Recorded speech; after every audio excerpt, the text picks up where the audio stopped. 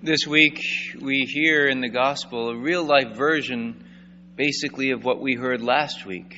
Last week, you remember, we heard the gospel where Jesus tells the parable of the prodigal son. And this story of this son who had ran off, telling his father, "I wish you were dead," took what he could and was off on his own, but then came back. And even though he had sinned grievously against his father received him with great joy.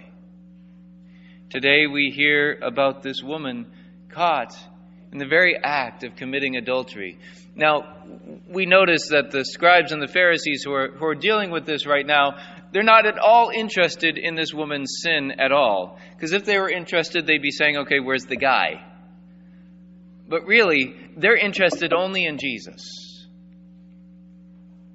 They're only interested in him and trapping him, as it says. They said this to test him so that they could have some charge to bring against him. But Jesus slips out of this trap so easily. But even though this is meant as a trap for him, Jesus' focus is on this woman. In the midst of her shame, in the midst of her brokenness. Now note, at no point does Jesus condone her sin. In fact, he says, "Go and sin no more." But in his great love, he says, "I don't condemn you. I don't condemn you." That he's allowing her back into deep relationship with God. So often, though, in our shame, in our sinfulness, we do one of two things, at least this is what I see in my own life. One is that we either turn in on ourselves and say, "I'm so bad, I'm so awful," and we basically flagellate ourselves and say, and we curse ourselves over and over and over again about how bad we are. Or we try to pretend it wasn't so bad, and in that, we then go on and say, "Oh, no, it's not so bad. Let's justify this sinner. It's not that bad. Everybody does it," or whatever else it may be. Jesus doesn't do either of those things. He neither justifies nor shames. He recognizes the evil of the sin, but he forgives. And Jesus looks at us. Says, "Do you not know how much I love you? That there is no sin that can keep you from me if you but turn back to me." This morning we had our first reconciliation for all of our little kiddies who were ready to get their sins washed clean. It's a great day. Whenever I prepare the students, I always make sure I tell them, God says, you say, "I'm sorry," and God says, "I forgive you." You say, "I'm sorry," and God says, "That's right." You're so good. I'm so glad. You're smarter than a second grader. Okay. That a lot of times, though, we don't believe it. We don't believe that God really does forgive us. Because you remember that other parable Jesus talks about where he forgives, there's this king who calls in his debts, and there's one guy who owes like the national debt of the country of Israel. However he got that much in debt, I have no idea. But he goes and he says, "Oh, please forgive me." And his master says, "I forgive you. I forgive you your debt." But then afterwards, that guy goes off and doesn't forgive the $1,000 debt that's owed to him. And the master says, "You should have had mercy the way I had mercy on you." He didn't receive the master's mercy because he was going to try to pay it back. But there ain't no way he's going to pay it back, let's be honest. Even if he won mega millions, he wasn't going to be able ever to pay this back. And God says to us, will you not receive my mercy? And we too often are thinking, no, I'm so awful, I'm so terrible. One day, I'll finally be good and I'll be able to make it up to you. Except that ain't going to happen. The only way we become worthy in God's sight is not by our own exercise and work, but by letting God transform us. Letting God make us worthy. But we come up with all these things and we think so terribly about ourselves.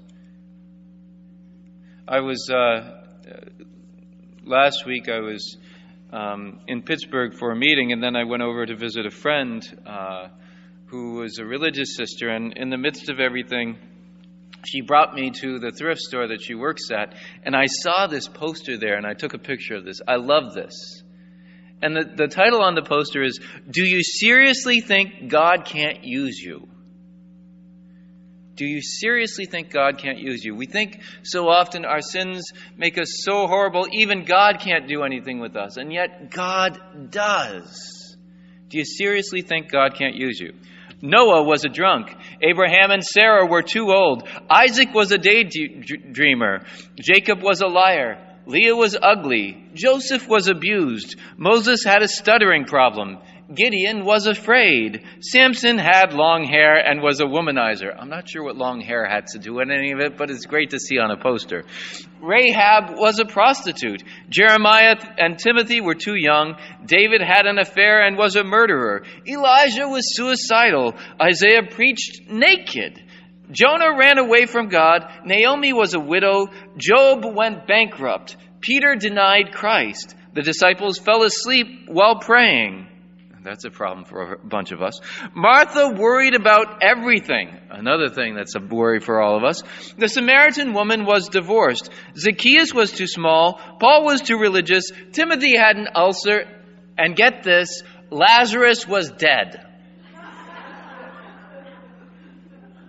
Do you really think God can't use you? Do you really think God can't use you? You see, we have a God of the impossible. He reaches down and touches us in the dust and the dirt of our lives. He is not scandalized by our messiness. He reaches down into the dust and the dirt of our lives, and it's as He is writing on the ground.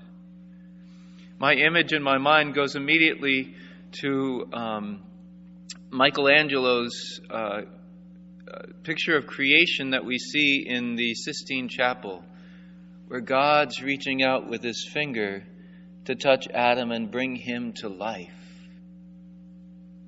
And here we see Jesus reaching down, touching the ground, in order to bring this woman caught in her shame, to pull her out. And Jesus saying, "Do you really think I can't use you? I don't condemn you. Go and sin no more, but I don't condemn you." What are the areas in our lives which we think are too much for God to use? What areas of our lives do we think are just too broken, too nasty, too messy? The truth is, when you look at the saints of the church, there are precious few of them that had very few sins in their lives.